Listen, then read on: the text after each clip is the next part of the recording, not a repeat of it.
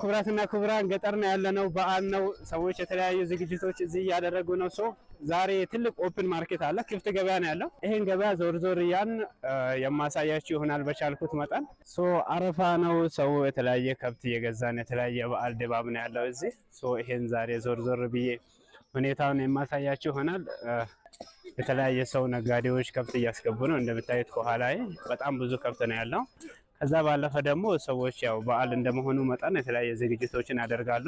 ከዛ ከጀርባ እንደምታዩት ምንድነው ብለዋ እያዘጋጁ ነው ያሉት። ይሄ ብለዋ ያው ስጋ የሚከተፍበትን ብለዋ ዝግጅት ይደረጋል ማለት ነው። ሰው እዚህ ያለው ደስተኛ ነው። ሰው የቻለውን ነገር ሁሉም ያው በዓል እንደመሆኑ መጠን ሁሉም ሰው የቻለውን ዝግጅት ያደርጋል ማለት ነው። ለብቻውም ለሁለት ለሶስቱም ከብት እየገዛ ያው የሚታረደውን ሴቶችም ራሳቸውን ስራ በራሳቸው መስመር ይሰራሉ። ወንዶችም እንደዛ ከብት ማዘጋጀቱን የሚታረድ በሬ የመግዛቱን ነገር አክቲቪቲውን በወንዶች የሚጣል ኃላፊነት ነው። ያው ከጀርባ እንደምታዩት የተለያዩ ከብቶች እየገቡ ነው ያሉት። በብዛት ከብት አለ። ዛሬ ደግሞ እሁድ ነው። ትልቅ ገበያ ነው ያለው። ገብተን ኤቭሪቲንግ የማሳያችሁ ይሆናል።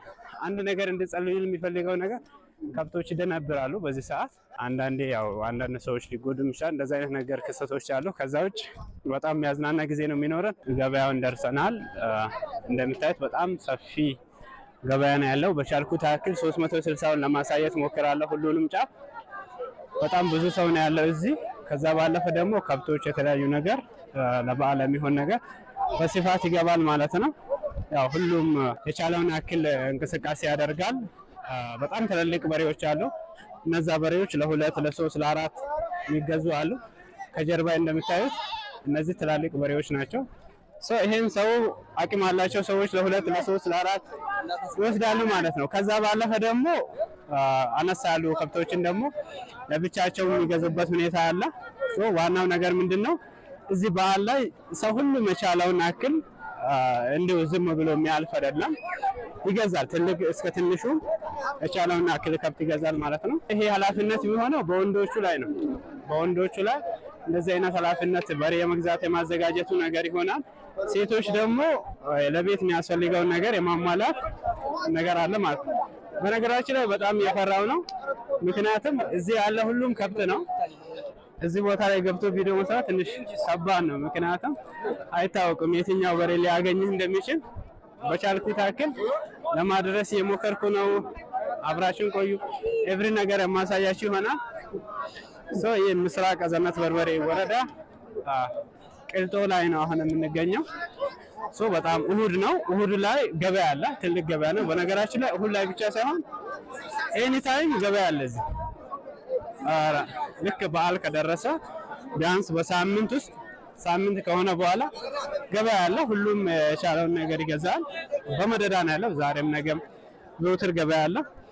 ከዛ ውስጥ የዛሬው ደግሞ ትንሽ ተለቅ ያለ ገበያ ነው። ሰፋ ያለ ገበያ ነው። እንደምታዩት ከኋላ ከፊት ተመልከቱ የሰውን ብዛት።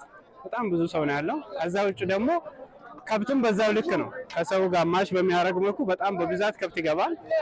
ይሄ ሰው እንደመጠኑ ገዝቶ እንደራሱ እንትን የሚልበት ነውና እንደሚታወቀው በዓል ነው። አሁን ያለንበት ሰዓት አረፋ በዓል ነው። አረፋ በዓል ደግሞ እንደ ስልጤ ማህበረሰብ በጣም ተደምቆ በሰፊ የሚከበር በዓል ነው። ከዛ ባለፈ ደግሞ ሰው የሚያደርገው እንቅስቃሴ አለ። ከብት ይገዛል። እንዲሁም ደግሞ ወንዱ ኃላፊነት ወስዶ አብዛኛው ወንዶች ከብት መግዛቱ ነገር የነሱ ኃላፊነት ይሆናል ማለት ነው። ከዛ ባለፈ ደግሞ ሴቶችም በዛው ልክ የሚያስተካክሉት የሚሰሩት በየቤቱ የሚወስዱት አለ። ትላልቅ ከብቶች አሉ። እንዲሁም ደግሞ መካከለኛ ለሁለት የሚገዛ ለአራት የሚገዛ በየአይነቱ የገባበት ሁኔታ ነው ያለው። ውስጥ ላይ እንደምታዩት በጣም ዴንስ ነው። ሰው በጣም ጥቅ ብሎ ነው ያለው። ኤኒዌይ ግን እኔ ገብቼ የማሳያችሁ ይሆናል። ሰፊ ማርኬት ነው። ዛሬ እሁድ ነው። በነገራችን ላይ እሁድ ብቻ አይደለም። አሁን ልክ በዓል ከጀመረ ቢያንስ በዚህ 3-4 ቀን በአጠቃላይ በመደዳ እንደዚህ ሰፊ ገበያ ይኖራል ማለት ነው። ይህን ደግሞ ዛሬ አንዱን ገበያ ገብቼ ለማሳየት የሞከርኩ ያለሁት። ይመቻችሁ። አብረን ያው ይበረግዳል። አንዳንዱ የሚዘለው ነገር አለ። ከዛ ውጭ ግን አክቹአሊ የሰውን ሪአክሽን ስታዩ በጣም ደስ የሚል ነገር ነው ያለው። ምክንያቱም ያው አብዛኛው ሰው እዚህ ያለው ለበዓል የሚሆነውን ነገር በቻለው ልክ ለመሸመት ለመግዛት ጥረት እያደረገ ነው ያለው። ብዙ ከብቶች ይገባሉ በየደረጃው። ትላልቅ ከብቶች አሉ፣ መካከለኛ፣ በዛው ልክ ደግሞ አነስ ያሉ ከብቶች ይገባሉ። ሰው እንደ ፍላጎቱ ይገዛል ማለት ነው። በጣም ትላልቅ ከብቶችን ከሶስቱም እየመረጠ ያጋጨ የሚገዛበት ሁኔታ አለ። ከዛ ውጭ ደግሞ አነስ ያሉ ከብቶችን ደግሞ በዛው ልክ ለሁለት የሚገዙ አሉ።